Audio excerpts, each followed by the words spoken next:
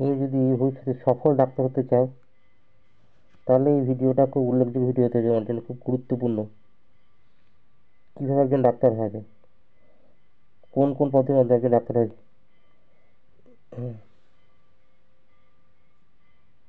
তুমি ডাক্তার হতে চাও, তোমাকে একটা কমন এক্সাম দিতে হবে, এন্ট্রান্স এক্সাম। সেই এক্সামটার নাম নিট, ন্যাশনাল। হ্যাঁ, এই এক্সামটা পাস করলে তবেই তুমি ডাক্তার হতে পারবে।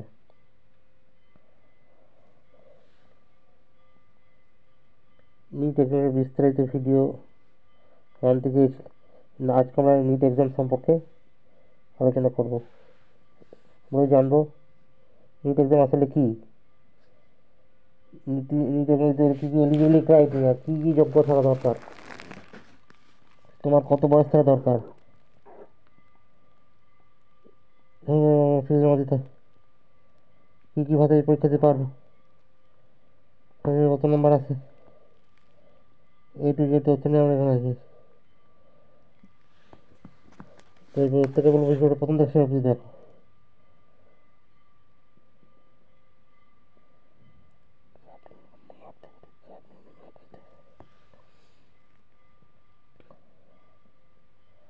প্রথমে যাবো নিট কি।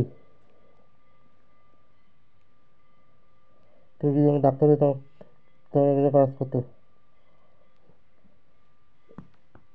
পাস করার পরে অনেকগুলো চাকরি নিতে পারবে, তোমাকে এক্সামটাকে দিতে হবে। আগে হতে হবে আলাদা রাজ্যে, কারণ কী হয় এখন অল ইন্ডিয়া বেসিসে নিট এক্সাম হয়, আগে আলাদা আলাদা কলেজে হতো, সমস্ত একই দিলে এই কন্ডাক্টটা করানো হয়। এই নিট এক্সাম কে কন্ডাক্ট করে, ন্যাশনাল টেস্টিং এসে কন্ডাক্ট করে। অন্যান্য আমাদের পরীক্ষায় মধ্যশিক্ষা পর্ষদ কন্ডাক্ট করে। উচ্চমাধ্যমিক পক্ষে WBCH, তেমনি নিট এক্সামের দায়িত্ব থাকে NTA। এরপরে চলে আসে নিট এক্সাম দিয়ে তোমাদের কী কী গুণ থাকা দরকার। তোমাকে অবশ্যই উচ্চমাধ্যমিক ফিজিক্স, কেমিস্ট্রি এবং বায়োলজি অথবা টেকনোলজি এবারে রাখতেই হবে, অথবা বায়োটেকনোলজি উচ্চমাধ্যমিক পাস করতে হবে, ম্যাথ তোমার না থাকলেও হবে। যারা ইঞ্জিনিয়ারিং পড়াশোনা তাদের জন্য ম্যাথ মাস্ট। তাহলে কী হচ্ছে, ফিজিক্স কেমিস্ট্রি লাগছে, বায়োলজি লাগছে, বায়োটেকনোলজি। কত পার্সেন্ট লাগবে নাম্বার, জেনারেল ক্যান্ডিডেট হয়ে থাকো 50% নাম্বার পেয়ে উচ্চমাধ্যমিক পাস করতে, SC/ST OBC ক্যান্ডিডেট হয়ে থাকো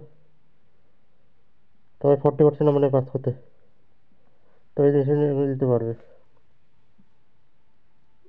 তোমার বয়স কত হওয়া প্রয়োজন, তোমার বয়সের প্রয়োজন মিনিমাম 17 বছর, কোনো ঊর্ধ্বসীমা নেই।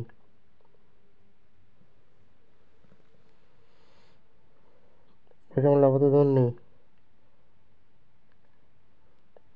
এটা কখন ফর্ম ফিল আপ করতে হবে, মোটামুটি ডিসেম্বর বা জানুয়ারি মাসে তোমাকে তো অনলাইন ফর্ম ফিল আপ করতে হবে, অনলাইনে ফর্ম ফিল আপ করতে হবে। এই যে ডকুমেন্ট চাইবে সমস্ত কিছু অনলাইনে ফর্ম ফিল আপ করতে হবে। কত টাকা ফিস জমা দিতে হবে, তুমি যদি জেনারেল ক্যান্ডিডেট 1500 টাকা ফিস জমা দিতে হবে। তুমি যদি OBC ক্যান্ডিডেট হয়ে যাবো 100 টাকা কমে যাবে, 1400 টাকা। তুমি যদি SC বা ST ক্যান্ডিডেট হও তাহলে দিতে হবে মাসে 800 টাকা।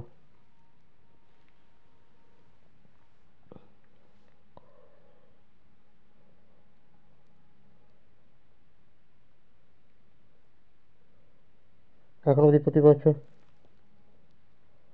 এটা বোধহয় বছরে একবার করেই হয়, এইভাবে দুবার হতে পারে, এখন বছরে একবারই হয়।